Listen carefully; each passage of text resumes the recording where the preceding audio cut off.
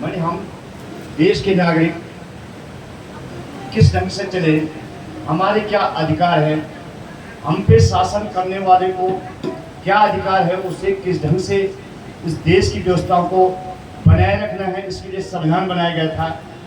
और हमारे देश में पहले राजतंत्र था, राजा शासन करता था, पुत्र का पुत्र राजा हुआ करता था, मानी अन्य व्यक्ति कोई राजा बन नहीं सकता था। तो राजशाही व्यवस्थाओं को समाप्त करते हुए इसलिए हमारे देश में क्या किया गया, 55 रियासतें थी हमारे देश में, राजाओं का शासन था। राजा मनमाने तरीके से हम पे कर लगाते थे, मनमाने तरीके से, जैसे आपने सुना होगा बेगार होती थी पहले, अगर हमने कोई सामान कहीं ले जाना था तो उसके लिए आदमी चयन किया जाते थे, वो हमारी बेगार प्रथा का अंत किया गया, उसके लिए आंदोलन चलाने पड़े।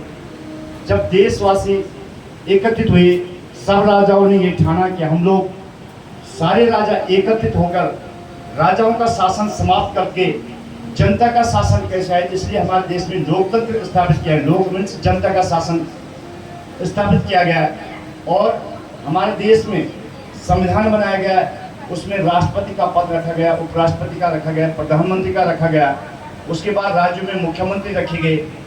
कई राज्यों से मिलकर एक देश स्थापित किया गया, उसके लिए संविधान बनाया गया कि ताकि किसी नागरिक के साथ कोई ऐसा अपराध न हो जिससे उसका हनन हो, उसके अधिकारों का हनन हो।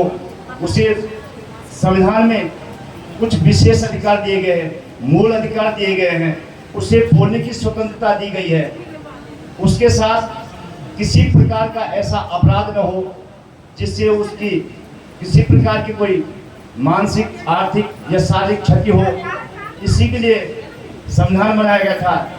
हमारे साथ कोई भी शासक प्रशासक किसी प्रकार के इस ढंग का अत्याचार न कर पाए जिस प्रकार पहले राजा करते थे, मनमानी तरीके से हमसे कर थोपे जाते थे, मनमानी तरीके से वो राज्य को चलाते थे।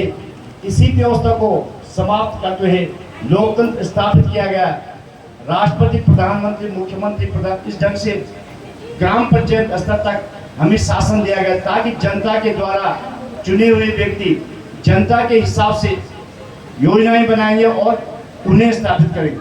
जय संविधान, जय भारत।